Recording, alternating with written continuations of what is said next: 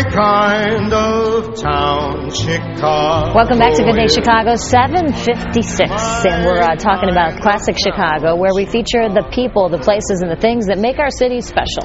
This morning, we go to the Southwest Side, where we visit one of the country's largest candy companies, a company whose products we've all enjoyed. Oh, yes. Tootsie-roll-Industries.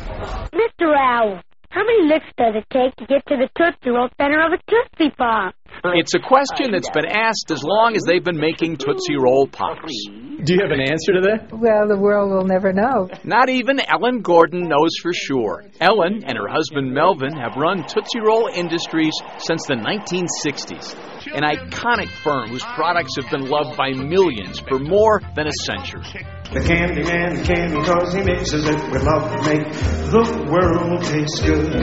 Sammy Davis Jr. used to throw Tootsie Rolls to his fans when he sang The Candy Man. Frank Sinatra always wanted a bowl of Tootsie Rolls in his dressing rooms and hotel suites. And Tootsie Rolls have always been a staple for our servicemen and women. In fact, in Korea, Tootsie Rolls were parachuted to our cold and hungry troops during the Battle of the Chosin Reservoir.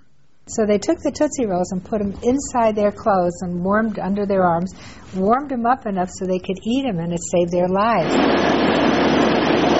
A few hundred yards from Ellen's office, it's Candyland, and this is where the magic happens. It begins with a wide sheet of thick and creamy chocolatey batter.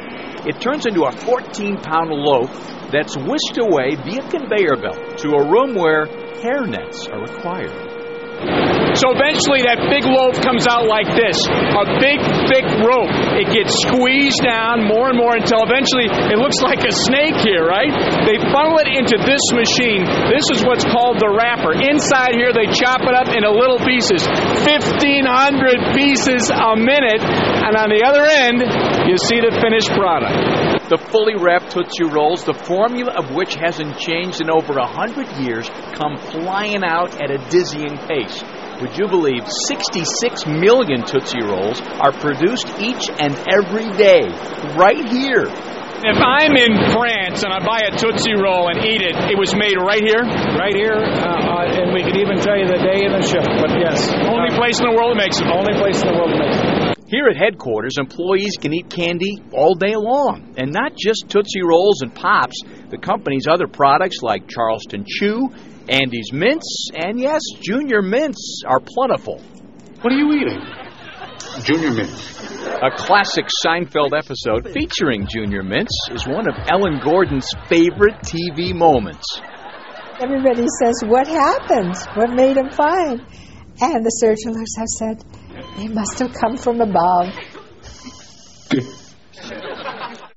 I love the hairnet. Hey, Corey. I mean, oh, do you like that? I got to keep the hairnet, too, which is a nice little bonus for me.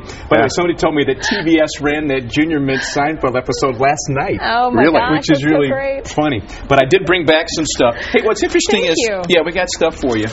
We have Tootsie Rolls. Wow, look at that. Oh, my goodness. And we have all the different products. Look at all these products. And Gary, let's get a shot of these. A lot of people don't know is they make all kinds of things. They make dots? Yeah. Who knew that? Right. Yeah.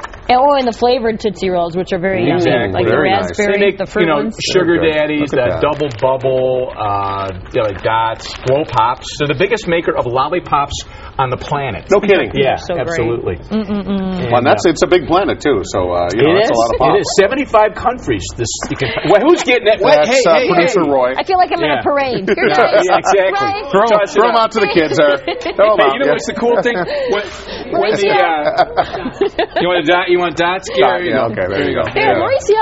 You know what's wild, Mark, though? When it was coming off the conveyor belt, I grabbed a couple. They were warm. Oh, I bet. How cool. And it was just like... Did they taste so good? It was great, really good. But really nice people out there. Feels like it's a big company, but it feels like a mom-and-pop operation. Yeah. Wow, that's a great story. Right here in Chicago for almost a half century. Let's keep that hairnet video around. You kind of look like the lunch lady. I was afraid of that. I was just so happy to see, good sanitation, good hygiene, being performed there on the factory floor. They demanded it. Nice to see. My idea. Yeah, very absolutely. reassuring. Enjoy.